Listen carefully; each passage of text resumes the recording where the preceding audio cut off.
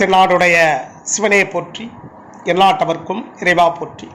அருட்பெரும் ஜோதி அருட்பெரும் ஜோதி தனிப்பெருங்கருணை அருட்பெரும் ஜோதி. குருஜி மிஸ்டிக் செல்வம் ஐயாவுடைய டிவி சேனல் வழியாக இந்த நிகழ்ச்சியை எல்லாம் பார்த்து கொண்டிருக்கக்கூடிய பல லட்சக்கணக்கான தமிழ் உள்ளங்களுக்கு என்னுடைய முதற்கண் வணக்கத்தை தெரிவித்துக் கொள்கிறேன். இன்று நம்முடைய பதிவில் நம்ம பார்க்க போவது என்ன அப்படின்னு சொல்லி பார்த்தீங்கன்னா ஒவ்வொருத்தரும் வாழ்க்கையில்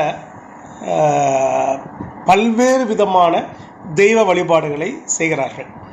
எதற்காக இந்த தெய்வ வழிபாடெல்லாம் பண்ணுறாங்க அப்படின்னு சொல்லி பார்த்தீங்கன்னா அவங்கவுங்க கஷ்டத்தில் இருந்து விடுபடணும் அப்படிங்கிறதுக்காக வேண்டி என்ன செய்கிறாங்க, இந்த தெய்வ வழிபாடுகளை விடுபடுறாங்க.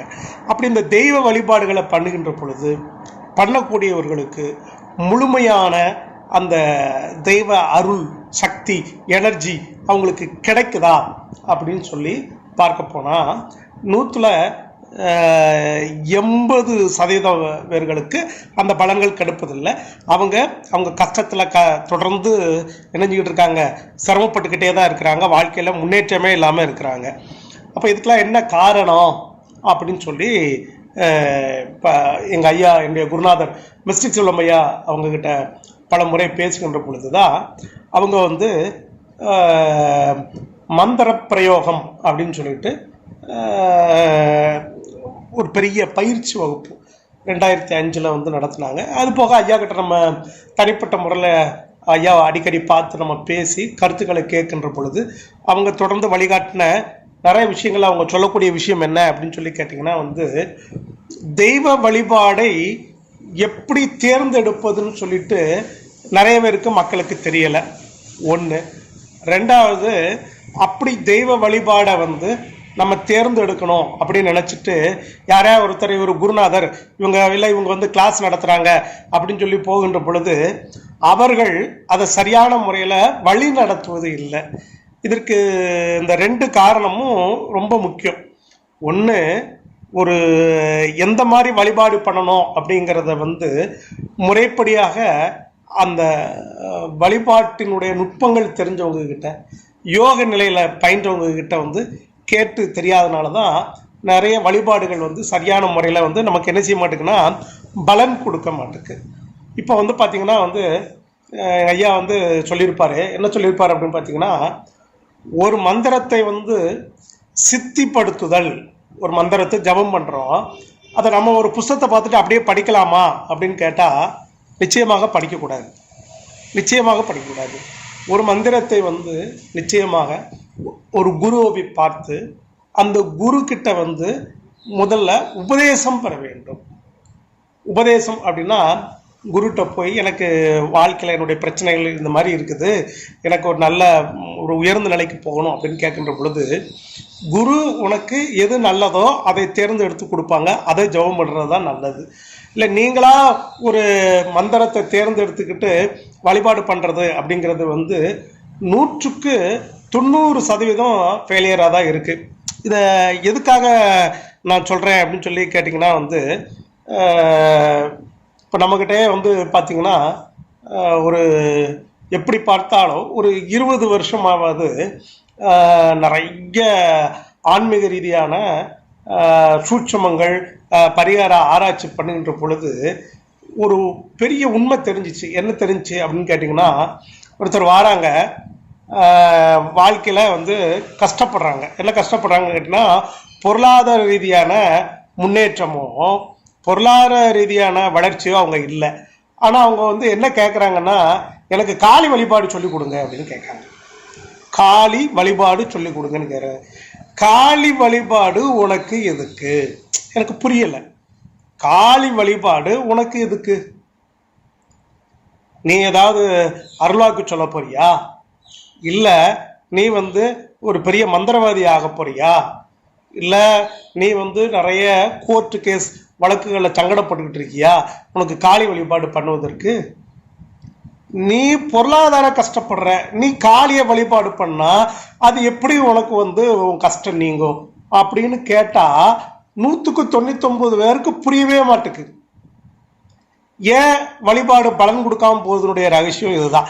அதே மாதிரி என்ன அப்படின்னு கேட்டிங்கன்னா, கல்யாணம் முடியாமல் இருப்பாங்க நிறைய பேர் வாழ்க்கையில். அடுத்தாப்புல பார்த்தீங்கன்னா நிறைய பேர் வந்து பார்த்திங்கன்னா வந்து பொருளாதார ரீதியாக வந்து கடனில் இருப்பாங்க. பொருளாதாரம் இல்லாமல் இருக்கிற கடனில் இருப்பாங்க. இவங்க திடீர்னு வந்து என்ன கேட்பாங்கன்னு கேட்டிங்கன்னா, எனக்கு வராகி வழிபாடு சொல்லிக் கொடுங்க, நான் வராகி வழிபாடு பண்ண போகிறேன் அப்படிம்பாங்க. வராகி வழிபாடுக்கும் உன் கடன் எப்படி அடையும், வராகி வழிபாட்டினுடைய தன்மை என்ன, காளி வழிபாட்டினுடைய தன்மை என்ன, பிரத்திங்கரா தேவியினுடைய வழிபாட்டு தன்மை என்ன, சர்வேஸ்வரருடைய வழிபாட்டு தன்மை என்ன அப்படிங்கிறது இவங்களுக்கு புரியவே மாட்டுக்கு. அதோட பெரிய விஷயம் என்னன்னு கேட்டிங்கன்னா, இதை நான் கற்றுக் கொடுக்குறேங்கிற பேரில் குருஸ்தானத்தில் இருந்து நான் கற்றுக் கொடுக்குறேன்னு சொல்லி நிறைய கிளாஸ் நடத்துகிறவங்க நிறைய பேர் வந்து பார்த்தீங்கன்னா, கல்யாணம் முடியாதவனுக்கு போய் பிரத்திங்கரா வழிபாடு, கல்யாணம் முடிகிறதுக்கும் பிரத்திங்கா வழிபாடுக்கும் என்ன சம்பந்தம் இருக்குது? பிரத்திங்கரா வழிபாடு பண்ணுனா ஒருத்தர் கல்யாணம் முடியும்னு சொல்கிறது வந்து எப்படி சொல்கிறதுன்னு கேட்டிங்கன்னா, ஆன்மீகத்தில் வந்து சொல்லப்போனால் அது வந்து 99% உண்மை இல்லை. பிரத்திங்கரா வழிபாடு அப்படிங்கிறது வந்து உங்களுக்கு ஒரு பாதுகாப்பு கொடுக்கும், அது நிஜம், சரிங்களா, உண்மை. ஆனால் பிரத்திங்கரா வழிபாடு எப்படி கல்யாணம் நடத்தும்? நடத்தாது. பிரத்திங்கா வழிபாடுக்கு வந்து கல்யாணம் நடத்தும்னு சொன்னால் அது எப்படி? எனக்கு புரியலை. அதே மாதிரி தான் சரபேஸ்வர வழிபாடு இருக்கிற வழிபாடுகளே மிக உக்கிரமான வழிபாடு. துஷ்ட சக்திகளெல்லாம் அடிச்சு நொறிச்சு சம்ஹாரம் பண்ணக்கூடிய வழிபாடு. இந்த வழிபாடை பண்ணுறவங்க வந்து சர்வேஸ்வர வழிபாடை பண்ணிக்கிட்டு என்ன கேட்குறாங்க அப்படின்னு கேட்டிங்கன்னா, நான் வீடு கட்டணுங்க. வீடு கட்டுறதுக்கும் சர்வேஸ்வரருக்கும் என்ன சம்பந்தம்? அப்போ உண்மை என்ன அப்படின்னு கேட்டிங்கன்னா, எதை எப்படி பண்ணுறது, எது நமக்கு தேவைன்னு தெரிஞ்சு செய்யறங்கிற அடிப்படை ஞானங்கள் கூட நிறைய பேருக்கு தெரியலை. அதனால தான் சொன்னேன், ஒரு குருவை சரணடைந்து குரு கிட்ட போய் உங்கள் பிரச்சனைகளை சொல்லி குருட்ட இருந்து உங்கள் வாழ்க்கைக்கு சரியான வழிபாடை தேர்ந்தெடுத்து சரியான முறையில் நீங்கள் வந்து பயணப்படணும். அப்படி பயணப்படுவதற்கு பேர் தான் குரு சொல்லி காட்டுகின்ற பொழுது இதுக்கு பேர் உபதேசம் என்று பெயர். அடுத்தாப்புல வந்து பார்த்தீங்கன்னா வந்து தீட்சை அப்படிங்கிறது என்ன அப்படின்னு பார்த்தீங்கன்னா, ஒரு குரு தன்னிடம் உள்ள சக்தியை, அதாவது இப்போ நான் வந்து வராகி வழிபாடு பண்ணுறேன் அப்படின்னு வச்சுக்கோங்களேன். இப்போது வராகி வழிபாட்டில் ஒரு 40-50 மந்திரம் இருக்கலாம். இந்த 40-50 மந்திரத்தையும் நான் உங்களுக்கு யாருக்கும் தீட்சை கொடுக்க முடியுமானா கொடுக்க முடியாது. ஏன் முடியாது அப்படின்னு கேட்டிங்கன்னா, மிஞ்சி போனால் ஒரு 4 மந்திரம் 5 மந்திரம் வராகி வழிபாடு மந்திரத்தில் நம்ம அதை வந்து ஜபம் பண்ணியிருப்போம்.